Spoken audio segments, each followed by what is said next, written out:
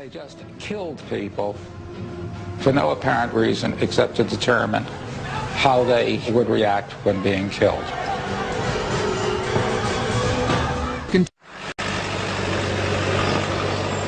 In order to keep Japan's need for chemical and biological weapons secret from the world, their laboratory, Unit 731, was deliberately located in a remote part of their newly conquered empire.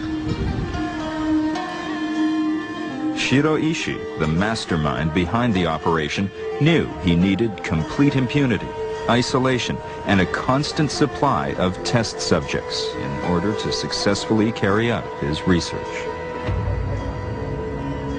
He chose to build in Pingfan, a suburb of Harbin. With a population of 240,000 Chinese and 81,000 Russians and other non-Chinese, Harbin was remote, yet accessible, and its prisons were well stocked with laboratory fodder. Construction of Unit 731 began almost immediately, and Shiro Ishii oversaw every detail. Nothing was left to chance. An unlimited supply of funds was provided by the Japanese government for state-of-the-art equipment and anything and everything Ishii required for himself and his staff. There was a huge building that was called the administrative building. It was so big and so well constructed that at the end of the war, when all of Pingfan was destroyed, they couldn't blow up the building. Tucked away in the interior of the administration building was a prison where up to 500 men, women, and children could be housed. This was the most secret part of this already top-secret facility. Unit 731 was staffed with the cream of the crop of Japanese scientists and research physicians. The scientists turned the compound into a nightmare laboratory, using humans as test animals. Not only could all types of debilitating biological weapons be developed to use against Japan's enemies, advanced research was done into how to treat Japanese soldiers who may fall victim to such weapons as well as conventional arms attacks. The process of dehumanization began with a twist of the language based on the lie told to mislead the local population into a false sense of security. This cover story stated that Unit 731 was a harmless lumber mill. These scientists had a weird sense of humor. They referred to their victims as marutas, which is loosely translated as logs. And that's how they thought of them, as pieces of wood, not as humans. You can carve them up, you can burn them in a fireplace, who cares? There was no shortage of this living wood for the construction of Shiro Ishii's fiendish dreams. If they ran short of candidates, the secret police would just literally sweep the streets of the city and pick up enough candidates for the lab. They would be placed on a one-way train ride to Unit 731.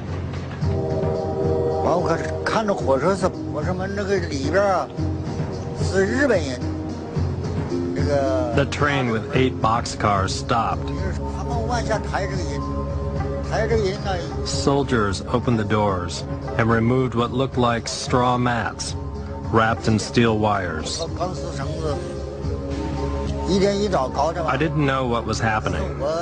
And then I noticed arms sticking out, and heads moving, and blood coming out. And then the Japanese soldiers yelled logs, so I knew those were people. The fate of these prisoners was ordained the moment they entered the compound. Not one survived. We were testing the effectiveness of germs to determine how many people would be killed without giving a vaccine.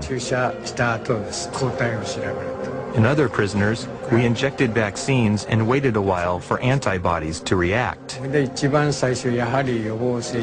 As we expected, those who did not get the vaccine got sick and died first. So we dissected them. The best way, in the minds of the scientists, to observe the human body's defense system battling the invading pathogen was by performing live vivisections, rarely giving anesthesia. I was ordered to wash that person's body with a deck brush before he or she was taken into the dissection room naked by a member of a special team. The first time I trembled.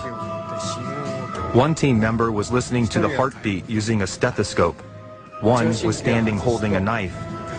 The moment a stethoscope was removed from his ear, a knife went into the body. I did not know, but according to doctors, this timing was very important, because if the timing was wrong, we could get blood all over us, and then we could get infected.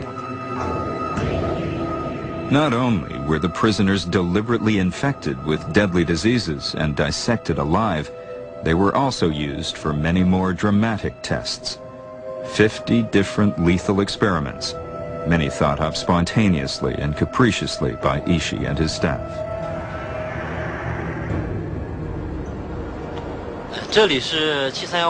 This place was Unit 731's Frostbite Experiment Lab, built in 1943. All year round, Frostbite Lab tests were conducted inside. What we still have today here is the base of their freezing machine, observation windows, etc. They had refrigerated chambers, and also in Manchuria, the winters are very severe, 40, 50 degrees below 0 Fahrenheit, and they would expose prisoners, various parts of their bodies, to these temperatures, freeze them, and then try various techniques to literally dehydrate them to see what was the most effective way of dealing with frostbite, so that that could be used in warfare as well, both to protect Japanese troops as well as to affect the enemy. Some experiments were markedly more violent than others.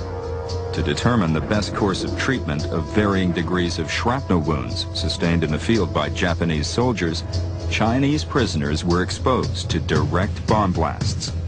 They were strapped, unprotected, to wooden planks staked into the ground at increasing distances around a bomb, which was then detonated. Afterward, it was surgery for most, autopsies for the rest.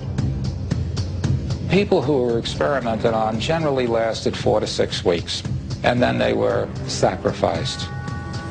What is so heinous about this is that anyone was prey to these experiments. We're talking about men, women, children. Bodies were disposed of in a crematorium, much like the ones that were working overtime 3,000 miles away in Nazi-occupied Europe. There were always 2,000 or 3,000 logs prepared. There were 2 burning places, and they were always burning dead bodies. I imagine they died because of the research.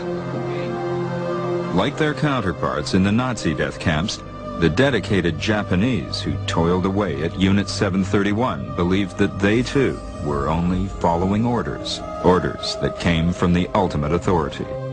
They were serving the emperor, they were serving their country. That's all they were interested in. The fact that people were being killed in these experiments meant nothing to them. And Shiro Ishii had plans that spread far beyond the walls of his compound.